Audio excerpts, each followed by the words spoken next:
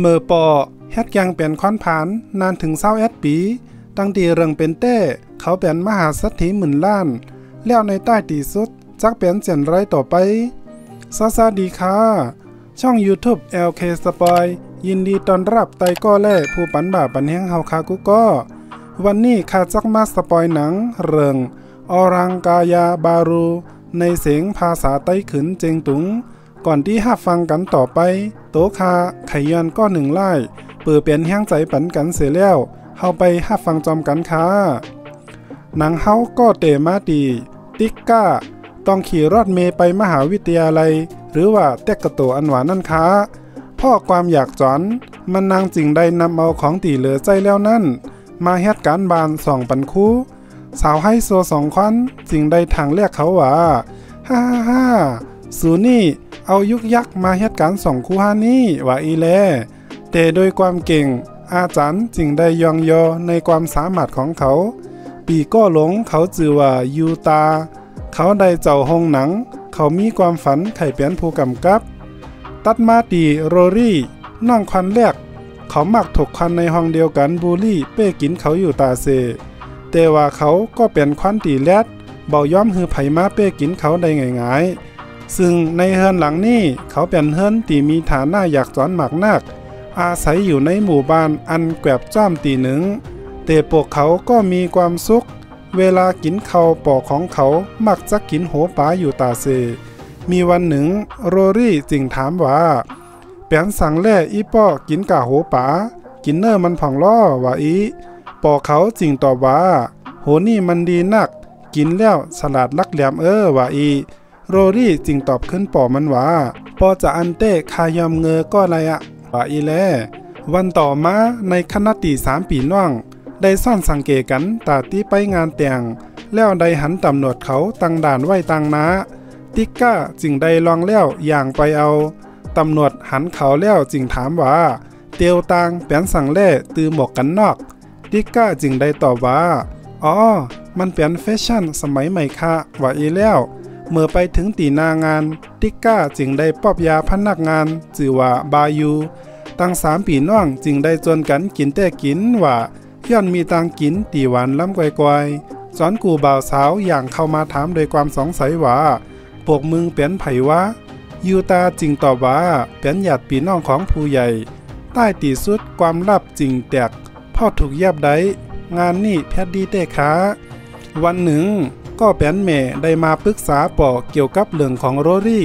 อันตึกที่ย้ายเขาสืบเห็นจันปายแม่ซ้ำไข่ฮือเฮนหงเฮนธรรมดา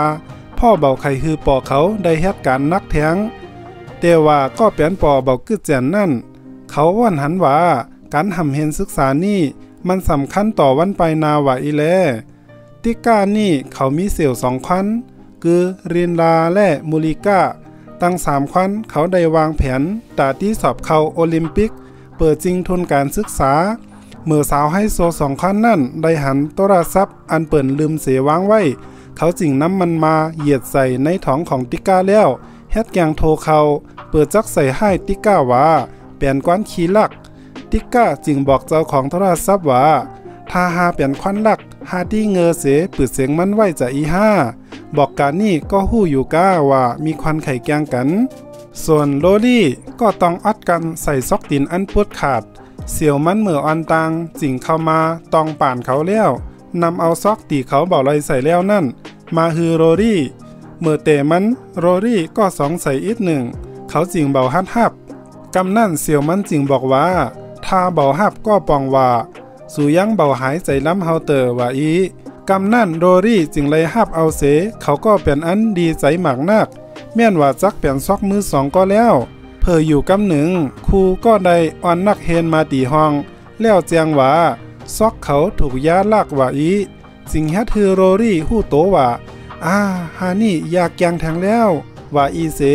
โรรี่จึงได้ปอกไปเอาซอกเก่าตีในปุงยุกยักโดยความเสียใสหมักนักส่วนยูตาเขาก็ได้มาตีร้านอาหารเปิดมาปอบกับสปอนเซอร์ผู้ตีมีความยินดีจักออกกาใจใจในการสำแดงในโรงหนังทั้งหมดโดยมีคอตกลงกันว่า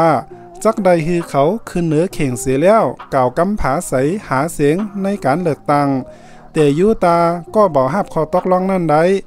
พ่อเขาเบาไข่ฮือลุงมาบริหารผ้าเดชการป้ายหมักมีก็ตอกต่ำกาไฟก็แปลงเหลือย้อนยูตาไข่ฮือบานเมืองนี่กาวนาก้าวไก่ใดเข้าใจในยันวันนั่นลูกๆต่างก็น้อยใจตีเกิดมาอยากจอนกอดผันถึงเป้งนี่โดยติ๊กก้าออกปากมาว่าถ้าปอรวยก็จักดีหนอว่าอีกำนั่นปอเขาจริงปากว่าเงินนั่นมีอิดออดก็ปอถึงจักมีเงินหมากหลายมันก็เบามีความปออยู่ดีลูกก็เบาป่องใจกำนั่นปอจริงได้อธิบายถึงชีวิตที่มีความปอเปงหลังจากกินข้าวแล้วในคณะตีปอตึกหนังอิงพักผ่อนอยู่นั่นติ๊กก้าก็ตั้งใจแต่จักเข้ามาขออภัยปอเขาตีมันนางได้อุจาเบาดีใส่ปอเขาติ๊กก้าได้เข้าไปหนวดขาปอมันกำนั่นมันนางจริงได้หู้ว่าปอเขาเซ็งแล้วแน่นอนว่าทุกคนต่างคนก็ต่างเสียใจเกี่ยวกับเรื่องการตายจากไปของปอติ๊กก้าก็ได้ปอบยาบายูตีงานซอบของปอเขาบายูมาหับจางขุดหลุมฝังคนตายหารายไรแทงต่างหนึ่งเปิดหาเงินกำแถมการศึกษาหำเฮียนโตเก่าคำขึ้นนั้นเมเขาบอกลูกๆว่าเบาต้องไม่ใจเรื่องทุนการเห็นพ่อเมจักขายบ้านหลังนี้แล้วเอาเงินส่วนนั่นส่องลูกเห็นตามตีปอได้หวังไว้วันต่อมาได้มีต้านายมาหาตีบ้านพ่อปอเขาได้กระทำวินัยกรรมไว้ก่อนตายปอเขาได้บอกว่า21 ปีตีป้อนมาถูกย้าปอเขาหลอกทั้งหมดปอเขาบอกว่าตีเต้แล้วเขาเป็นควันมีฐานะร่ำรวยแต่เขานั่นอยากใจชีวิตตีเรียบง่ายและไข่ฮือกู้ก็ได้หู้จักความลำบากแต่ต่อไปหลังจากนี้ขอฮือตุกก็มีความสนุกสุขสำราญไผมันแต้มตีโดยเงินจำนวนมากหลายตีปอได้ทิ้งไว้ปันถ้าจ่ายมอดวันไหนก็ขอฮือบอกต้านายใดกำเดียว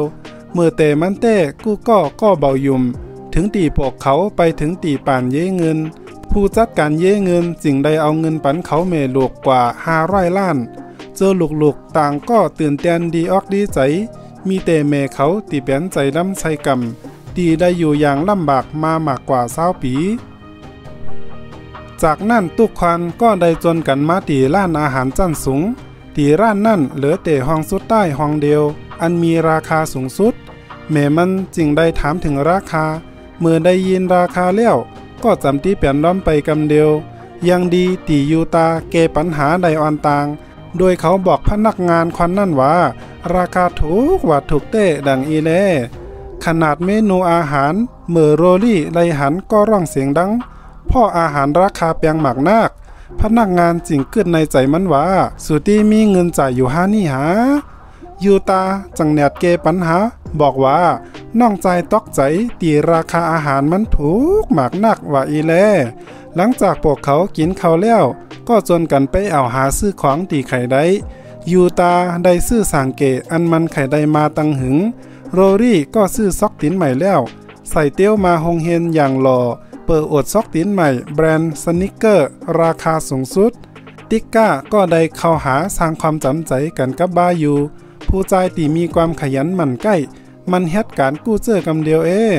ระหว่างตั้งปอกเฮินสังเกตของบายูก็กวายเขาจึงได้เอาสังเกตปล่อยไว้ตีหงสวับติ๊กก้าจึงจักขอซื้อสังเกตแทงลำหนึ่งตีเกิดไว้นั่นเขาเจอนั่นก็จนกันโขจอนติ๊กก้าบอกเขาว่ากูเบาได้อูแลนหนาว่าอีเมื่อมาส่องสาวถึงเฮินบายูจึงได้คืนกากซ้อปันติ๊กก้าจึงบอกว่าเขาตั้งใจซื้อสังเกตลำนี้ปันบายูจึงเฮ็ดให้บายูรู้สึกว่ายาถังแรกพ่อบายูต้องการซื้อเอาโดยความสามารถของเขาหลังจากนั้นกูก็จึงได้ฮู้ว่าเงินก้อนแดกตีปอเขาปันนั่นมอดเหิดแล้วย้อนแม่เขาได้เอาไปซื้อเครื่องผ้าดับผ้าดาเป็นจำนวนมากหลายต่างต้านายจึงได้เปิดวิดีโอตี2ปันเขาซึ่งก็เป็นดังตีปอเขาได้ลามไว้ว่าลูกเมเขาจักเอาเงินไปใจเจ้อหือว่าอันในหอบนี้ปอเขาก็ได้มอบเงินปันเขาเมลูกแทง 1,000 ล้านโดยต้านายบอกคอตกลงอันสำคัญเก่เขาว่าถ้าใจเงินก้อนนี้เบามัดไปใน10 ปีส่วนตีเหลือจักถูกนำไปปริจาคตั้งมอดว่าอีเล่เขาเมลูกจึงได้เอาเงินนั่นไปซื้อบ้านหลังใหญ่ กู้ก็ต่างก็ตื่นเต้นดีใจเมื่อเขาขวัญย้ายของเฮิรนเก่าเข้ามา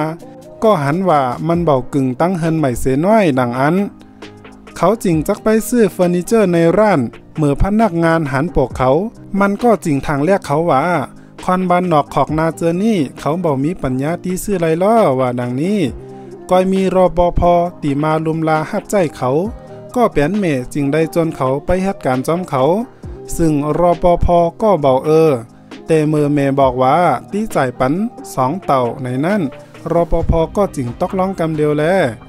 ะเขาก็ได้ซื้อเฟอร์นิเจอร์เป็นจำนวนมากหลายติก้าก็ได้มาหาบ้าอยู่เปิดย้อนตองบานยูตาก็ได้เจ้าหงหนังและจางผู้แลนเจิงฝีมือดีมาสำแดงเปิดฮืองานออกมาได้ดีที่สุดหลังร้องหงเฮนโรรี่ก็ถูกไต้ก้อเขาทางแรกดีโรรี่ไล่ขี่สังเกมาหงเฮนกวายแต่โรรี่ก็เบาสันใจสังย้อนวันนี้เขาจักไปซื้อรอดหรูราคาแพงแบบว่ารวยหนาวันนั่นวันเดียวแม่เขาได้ซื้อรอดปันลูกๆเขา3ลำกำเดียวแต่ปัญหามันมีอยู่ว่าเวลานี้เบามีไผหมอขับรอดเสก็พอจะอันก็เขียนอยู่ไปเอาเสก่อนต้อวันต่อมาไต้ก็เขาจริงเข้ามาถามโรลี่ว่ามีไหนรอดไหมมึงอุบล้ำได้แกนี่ว่าเมื่อเขาปากจอบควันขับรอดก็มาหับเขาดีในขณะตีรอดติดไฟแดงเมก็ได้เอาเงินหมากหลายแจกปันนักไวโอลินตีคางต่างซึ่งก็มีคอนถ่ายคลิปเอาไปลองโซเชียลจริงกลายเป็นไวรัลออกข่าวทีวีงานนี้แม่ก็ได้ใจ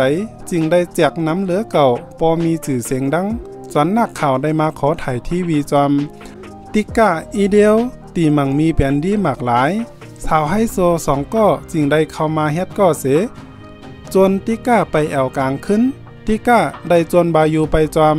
แต่ดูเหมือนว่าเขาตีมเจอกะหือ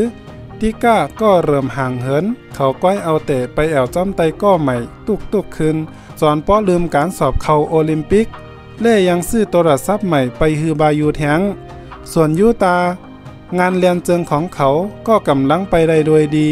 ก้อยมีแต่โรรี่ตีหู้ซึกเบาดีพ่อเขาได้กินข้าวก้อยเดียวเขาทุกวันเมื่อเงินเขามอดด้านนายจึงได้เปิดคลิปวิดีโอตี3ปันเขาต้วยพอเขาบอกว่าดีมใจหือตีมีชีวิตเหมือนควันโรยแต่เมื่อเดี๋ยวนี้ปอเบามีเงินตาตีปันสูเมลูกแทงแล้วเป้งความหักดีตีมีปันสูเมลูกนะจึงเฮ็ดฮือยูตาถึงป้อไขยองพ่อเขาต้องการเงินแทงก่อนหนึ่งก็แป้นแม่ก็ได้ห้าปากไว้ว่าที่จ่อยเหลือควันตุกควันผันเมื่อยูตามาถึงห้องหนังผู้เรียนเจิงเขาก็เบาย่ำเรียนพ่อต้องการเงินกะจังยูตาจึงได้โทรหาไผสักควันแล้ววันสำแดงก็หอดมาถึงผู้ตีเข้ามาดูต่างก็มีความพึงพอใจเต้แต่เมื่อนักการเมืองขึ้นไปหาเสียงเหนือเข่งจึงฮัดฮือกู้ก็เบาพอใจพ่อเบอร์นายนโยบายเขาเมื่อหาเสียงเป่าล้อมเป็นเต้เป็นว่าแต่ก็ฮัดเบาได้เสคอจึงส่องผันฮือห้องหนังของยูตาปังตะลายไปมอดส่วนติก้าเสี่ยวมันก็ใจน้ำแล่เบาไข่อูจอมพ่อติก้ากลุ่มไปแอวสนุกสุขเสริญจอมไตก็ใหม่สาวไฮโซ2คนนั่นก็ได้เอายาตึกใส่ในปากติก้ายังดีตีติก้าไปบนปากมันแปดในห้องน้ำขึ้นนั่นติก้าจึงได้โทรไปตองป่านขออภัยเสี่ยวมันและส่งข้อความไปขออภัยบายูเมื่อถึงวันสอบแข่งขันโอลิมปิก2สาวไฮโซก็มาปั่นแห้งจอมอยู่ไปกำหนึ่งจังมีตำรวจเข้ามายับเขาติก้าก็ถูกย้ายับกดสารเสพติดจึงแฮดฮือติก้าหู้โตว่าการเฮ็ดก็ควันเบาดีนี่จักมีผลเสียจันไรถ้าเป็นแบบนี้เฮ็ดก็ผู้ใจเหี่ยวหวะส่วนเมพ่อได้สัญญาไว้ว่าตีบริจักจึงได้เอาของทั้งหมดมาแจกแต่ควันเจอนั่นก็หิมจริงกันมากนักจึงแฮดฮือลูกอ่อนก็หนึ่งล่อมโหแตกเมจึงได้นำลูกอ่อนนั่นไปรักษาที่โรงพยาบาลหลังจากนั้นต้านายก็มาตีเฮินเขาแล้วบอกว่าปอยังมีน้องใจแทงก้อหนึ่งและเขาก็มีส่วนได้หับค่ากุนครึ่งหนึ่งเมจึงตัดสินใจขายเฮินหลังนี้แล้วเอาเงินตังมัดไปอาปันน้องใจของปอส่วนโรรี่ก็เลยระบายความในใจตีทุกคนต่างก็สนใจเรื่องของโตเก่าก้อยจอนป้อลืมเขา ถ้ารวยแล้วเปลี่ยนจะอีขอปอกไปใจชีวิตอยากจอนเปลี่ยนค้อนผ่านเหมือนเก่าดีกว่าหลังจากนั้นทุกคนก็ได้ย้ายมาอยู่เฮินหลังเก่าอย่างมีความสุขซึ่งแม่ได้แก็บสายคอไว้แสนหนึ่งเปิดแผนทุนการทำเฮนศึกษาของลูกๆแล้วต้านายก็มาตีเฮินเขาพร้อมกับเปิดวิดีโอคลิปสุดท้ายโปบอกว่าเขาหยอกเลียนกวายตีเต้แล้วเขามีเขาของสมบัติแทงหมากหลายนักส่วนควันนี่เปลี่ยนเสี่ยวดีกันเบาใจน้องใจพ่อต้องการฮือกู้ก็ผู้จักหมอใจจ่ายเงินและการเล่าเรื่องหนังของข่าวโหนี่ก็เป็นอันสุดดีนี้ค่ะถือได้ว่าหนังเรื่องนี้มีสาระสอนใจก็ว่าคนเรามักใจเงินเปิดสนองมิตรซื้อรอดซื้อเฮินซื้อของราคาแพงมีหนำก็ยิงใจหนำเปิดหน้าตาตั้งสังความแต่มันก็บ่มีความผิดสังหนังเก่าค้าก้อยเตว่าอย่าใจสอนป้อมอดพ่อเฮาเบาอาจจักฮู้ได้ว่าวันตังนาจะเกิดสังคืนแล้วผู้ปันบ่าปันแห้งเฮาคารู้มีความเกิดหันเจนไรกับโดยหนังเรื่องนี้และหากสูเจ้าได้สมบัติก่อนใหญ่จักเอาเงินไปเฮ็ดสังผองอย่างไรก็คอมเมนต์ปันกำเกิดกันเข้ามาผ่องค้าสุดท้ายนี่ถ้าจอบใจจ่อยแนกปันก็ไล่ใครดูคลิปต่อไปจ่อยแนกปัน Subscribe จิงปอบยากันแทงวิดีโอโหนายินดีขอบคุณหมากหลายเสสวัสดีค่ะ